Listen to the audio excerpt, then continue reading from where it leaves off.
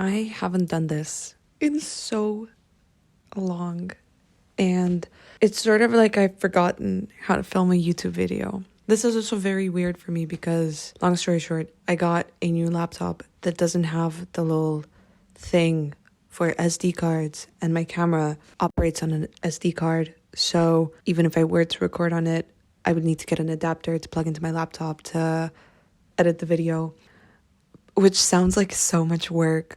So I thought that we should do it the old-fashioned way, which is just record on what's available, because the best camera isn't the most expensive one, it's the one that you have. And it matters what you do with it. So we are on photo booth, in case you couldn't tell. You are on a swivel chair. If the camera starts panning left and right, it's because the chair is swiveling. But I thought, guys, we are working with what I have, okay? And I feel like there's something very interesting to discuss today. Hence the medium of telegraphing what ought to be communicated here today is irrelevant, correct? Because it matters what is being said, not how it's being presented. That's rich, considering that we're in a video-based platform. Anyway, not to get too into the nitty-gritty of it, let's get into the topic. The commodification of complex media. If you're on the internet, this is an ongoing discourse, and it has been ongoing for months. I mean, for years, basically, because in 2024, Oxford Dictionary named brain rot the word of the year. We're all facing brain rot in one way or another, or at least the effects of it. We are all consuming so much content, especially so much short form content, but just content in general. I don't think anyone was ever meant to consume this much and create this little. The topic at hand is about the discourse that is happening regarding people getting stupider, or people's media literacy dropping, and the performative nature of literacy as a whole. And this is a topic that I discussed last year, I think. I don't know, it feels like forever ago. I'm at that point in life where, like, every single week I'm a different person. Is this just what being in your 20s feels like? I don't know, maybe. It's just crazy. Like, I look at me a week ago and I'm like, who is that? Maybe that's a bit of an exaggeration, but you know what I mean. I look at me a year ago and I'm finding it hard to believe that it was only 1 year ago. Do you know what I mean? I feel like this is such a relatable feeling. I don't need to over-explain it, because you and me, we're synced. We're telepathic. This is why you're here. This is why I'm here, because we enjoy everything. I'm going to try to give my take on it, because I feel like this is a topic, as I've said, that's been talked over and over and over again, especially over the past few months, because we're starting to observe the effects of overconsumption on people's ability to dissect what they consume. This, in my eyes, stems from way, way back in school.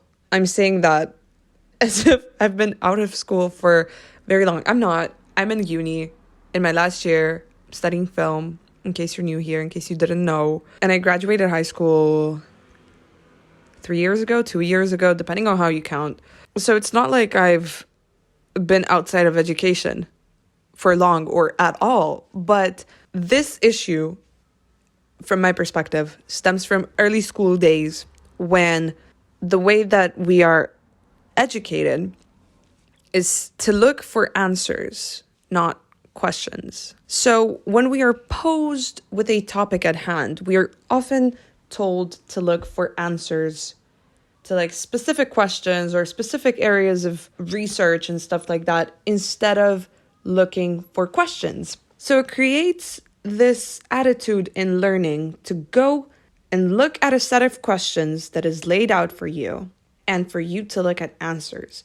But the way that we research and interpret the world oftentimes is by asking more questions. It is natural for you to pose questions and to want to dig deeper. But essentially, what I'm trying to say is that the way that we are educated blocks new perspectives from manifesting themselves, in the way that we are taught to only look at things in a very narrow way. As a film student and as a film lover, the way that film is being consumed does beg the question, are complex ideas being expressed in films anymore? Are films oversimplified? Can we make cinema about stuff that isn't surface level? For the first time, ever since film was developed as an art form, as a means of communication, we aren't consuming films on their own. Because the way that film is consumed inherently directs the way that it's produced. This can be observed on a surface level by films not being in cinemas for as long as they used to be. I mean, films are barely shown for a few weeks before they make it onto streaming because studios are aware that this is how most media is consumed. However, this goes deeper because now we have the concept of the second screen, which involves producers and studio execs and directors and creatives to create films intended to be consumed while also scrolling. I'm guilty of this occasionally, which is why I don't really like watching films at home. And I know it's such a privilege going to the cinema these days, but I try to go at least twice a month, but I've had a good streak of going once a week. To me, going to the cinema, I mean, it does tie in professionally, sort of. It's also a favorite pastime of mine. I just love being in the cinema. But I feel too tempted by other distractions in my room when I'm watching a film at home. And even if I'm not on my phone, because to me it's a bit sacrilegious, it feels morally wrong to watch a film and also scroll. So if I do want to scroll, I pause the film. But the inherent ability for me to pause a film, yeah. I don't know if I'm making sense, but people are making films to be watched while scrolling. So people will reiterate the point of the film multiple times in a scene because the people who make the film assume that the audience isn't paying their full attention to what's going on in the story.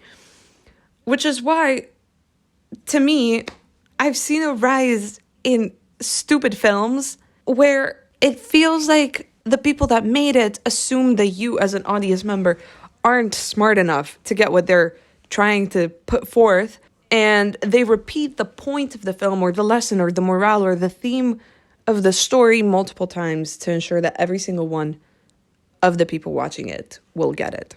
And to me, the joy of cinema is montage and being shown different images next to one another that translate a specific meaning to you. And a very heartbreaking thing is when all of the beautiful setup is ruined by you being told what you're supposed to think. But on the flip side, a lot of the time when I talk to people, there is this sense of frustration about some films being too complex, where they don't say anything and they leave everything up to the interpretation of the audience member. And me personally, I don't really like vague films. Like I like films that don't spell stuff out. I like complex films. I like films that can be interpreted differently based on who you are. I like films with open endings, but to me that's different to a vague film. On one hand, we have films that baby everything out for you. They spell everything. They assume you are a numpty with an IQ of 80, if that. But there's a lot of pretentious cinema arising. And I am a film student. So perhaps my delineation of what is pretentious or what is not would be different to a person not dedicating their every waking moment to studying cinema.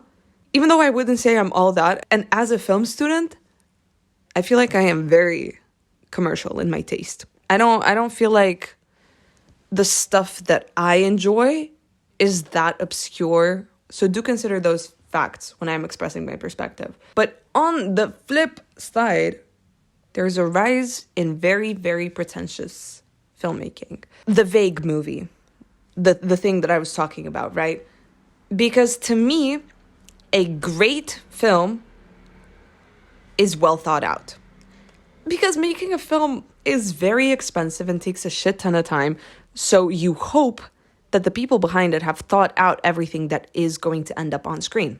So when I see films that are very ambiguous and like super blah, blah, blah, to me, they often miss the mark because I don't feel like they're trying to say anything. And I get making a film for the love of making a film, like sure, but my frustration arises.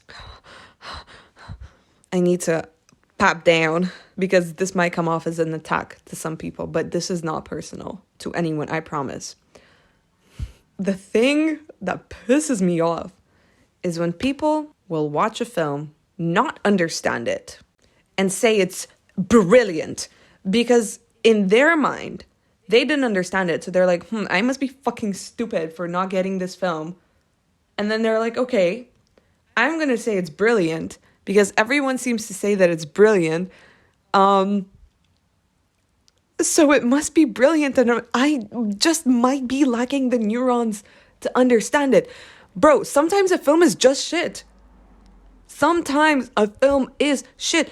And sort of the same, but differently, if I understand a film, it doesn't mean I have to like it. Because so many times when I watch these like masterpieces, very like, oh my God, this is pure cinema, I can look at it and I can understand what's going on a surface level. Like, okay, this character does this and that and whatever. I can understand it from a technical point, like, ooh, this little bit of tech that they did there, like this shot, the way that it was composed or whatever would have been very revolutionary for the time. I can understand all of that and I can still watch the film and be like, yeah, I didn't like it. And this is what gets to me is the correlation between understanding a piece of media and immediately enjoying it. Because enjoyment and comprehension are mutually exclusive. Like I can understand something and be like, okay, I understand why people like this or why this is praised, but I personally don't like it. And I think that's fine. What I don't think is fine is if you don't understand something and you diminish your intellect and you're like, yeah, I'm dumb. And this is a fucking masterpiece. And then you go glazing this random ass film that nobody fucking likes, but everybody pretends that they like it because nobody can understand it because the film is about nothing. Sorry. And it just breaks my heart that people don't feel free enough to express their true attitude about a film. And I think,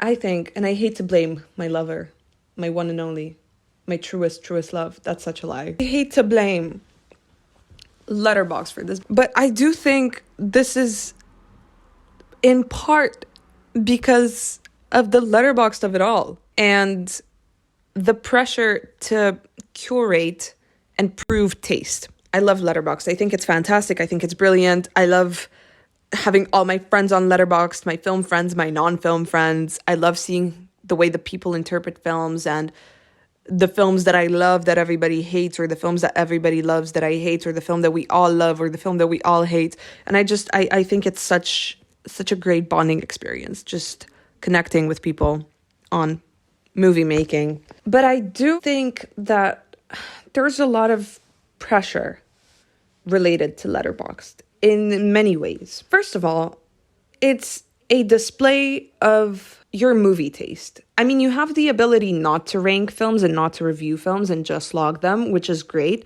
But I personally love rating and reviewing every single thing that I watch because I like going back and looking at them. And I like writing silly reviews. And I like reading what my friends thought about certain films. So to me, that's the exciting bit about the app, even though it's the performative aspect of it. Because you don't write a review most of the time for you to read it. And honestly, I'm going to call myself out because I feel like we're being honest here, right? We are, and I am getting better because I have become aware of the problem and I am actively trying to fix it. Ever since I got deep into Letterboxd, like 2 years ago, 3 years ago, 2 years ago, I think. I have noticed myself, and I am deeply ashamed of this, But sometimes in the middle of the film, I'll start thinking about my review on Letterboxd, which is a crime. It's so silly. It's so unnecessary. And I try to bring myself out of it, but it's like there's so much pressure. At least I put it on myself, right? I'm not saying that there's someone holding me at gunpoint being like, you need to write a Letterboxd review. No one does that. But to me, I'm like, how can I encapsulate my experience of watching this film in a funny, witty one-liner that's also gonna get like hundreds of likes?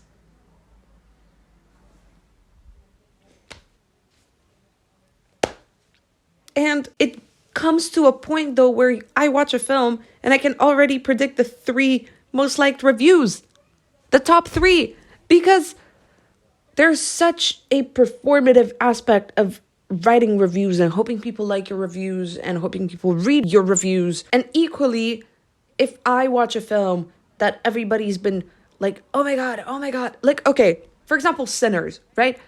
I watched it in the 2nd week of its release, I think, or like the 3rd week, but I had been quite good with not tuning into spoilers. However, the one thing that did make it to me was everyone raving about the film, being like, oh my God, it's the best film of the year. It's fantastic. It's incredible. It's life-changing. And I watched it and I did like it. I gave it like 4 stars. So I did like it. And I thought it had brilliant cinema in it. Like the dancing scene, I know is so overtalked, but yeah, incredible. But outside of that, I feel like people liked it more than me. And a lot of the people that watched it before me and were telling me to watch it, everyone gave it 5 stars and everybody was like, this is just like, it changes the course of cinema. Like films were made in one way and then Sinners got made and now films are being made in a different way. And I was like, did we watch the same film? But to me, when I was ranking it on Letterboxd, I felt bad giving it 4 stars because everybody was raving about it. And in my head, I was like, did I miss the whole fucking point? Like, it was a good film. It had great elements to it. But was it that life-changing? This is why there's a fault with Letterboxd in the way that people's tastes shape and bend based on what is expected from the community. In the sense that, like, if a film is raved about, you're immediately sort of expected to also agree. And I oftentimes challenge my opinion of a film based on the discussions happening around it. It gets to the point where I'm like confused about what I even thought initially, because now I'm so saturated with other people's reviews and other people's perspectives on it. But like, do you know what I mean? I feel like I'm so all over the place, but it's just like we are losing the ability as a collective to individually digest media and interpret media, especially movies. Not especially movies, but movies in this situation. I think a lot of complex films are getting commodified for easy digestion, and oftentimes not even by the filmmaker themselves. Like, for example, so many people will watch a film, come out of it, and the first thing they do is they'll go on like the ending of X film explained, which I like watching those sometimes because it gives me a different perspective to what I watched. But what I noticed in the comments is people genuinely walk out of the theater not understanding what the fuck happened. They need a video spelling the film out for them. This comes down to 2 other reasons. One of the elements is the fact that art is inherently subjective.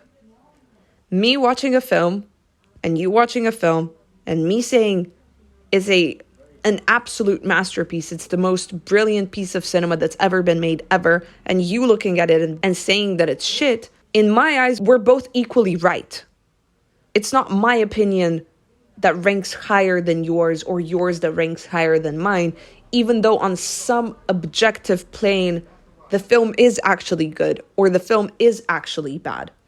I find the concept of objectivity in film so weak because the only objective elements that we could probably agree on are is technical competence, because you can look at a film and understand if the technical element of it was executed correctly, right? Overall, even those elements are so subjective, because so much of what is considered good technicality in film can be subverted intentionally to create specific effects. So my point is, there is no objectivity when it comes to media. And going with the mass opinion destroys personal taste, and it destroys critical thinking. And the second thing, I guess it is sort of people's laziness, because we have, as a society, gotten too comfortable, and we are becoming shells of a human.